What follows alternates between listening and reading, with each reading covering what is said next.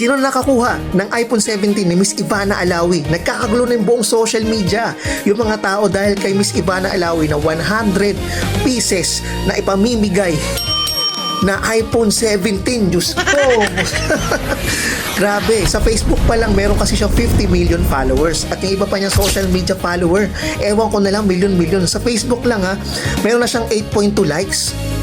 8.2 million likes, 6.7 million comments, meron 3.7 million share dahil nga naman gustong manalo dito at nagkakalaga lahat yung 100 piece na yon 4 million something, no? Basta 4 million binayad niya credit card lang.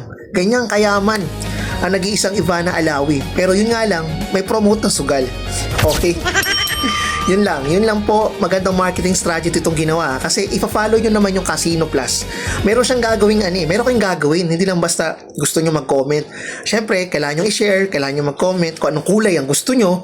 At syempre, meron pag-follow sa casino. Ikaw ba naman, magandang marketing strategy ito Ikaw ba naman, hindi ka followers or idol mo si Ivana Alawi, hindi ka nagsusugal sa buong buhay mo. Tapos nakita mo to. Syempre, nagkakaroon ng opportunity na pasukin ng Casino Plus at makakilala at tangkilikin nyo. Siyempre, need mong i-follow.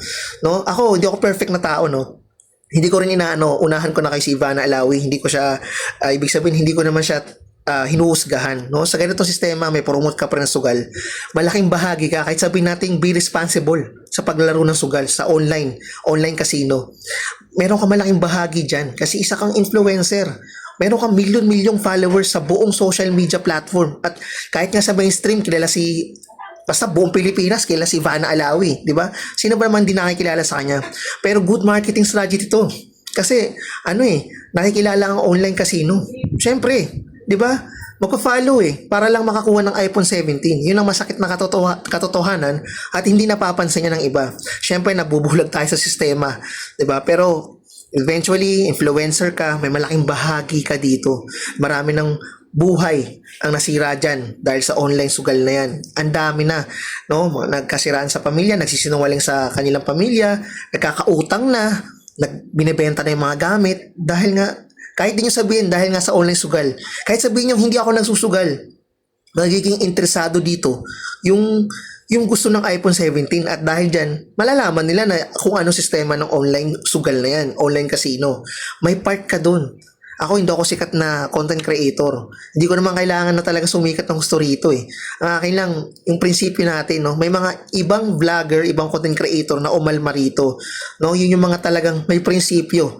Na meron ding million na followers, hindi kagaya ni Ivana Alawi with something mga 5 million followers lang sila.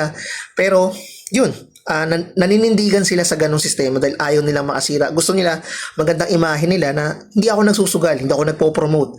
Isa akong influencer, isa akong sikat na content creator, no? Hindi ko kailangan sirain yung buhay ng mga followers ko. Kahit hindi ka nagsusugal, 'di ba? Talagang mahuhumaling sa ginawa mo sistema. Yun lang naman. Wala naman ako masamang intention diyan, pero yun ang katotohanan. At ang sugal ay nakapaligid na sa atin 'yan, no? Nandiyan na talaga. Di ba? Kahit ang pinagkaiba lang, legal naman kasi yung kanyang online sugal, no? Marami naman kasing legal na ni Pagcor. So, meron tayong mga legal na sugal, meron din mga illegal. Pero dahil sa kanya, ang pinagkaiba lang naman is legal.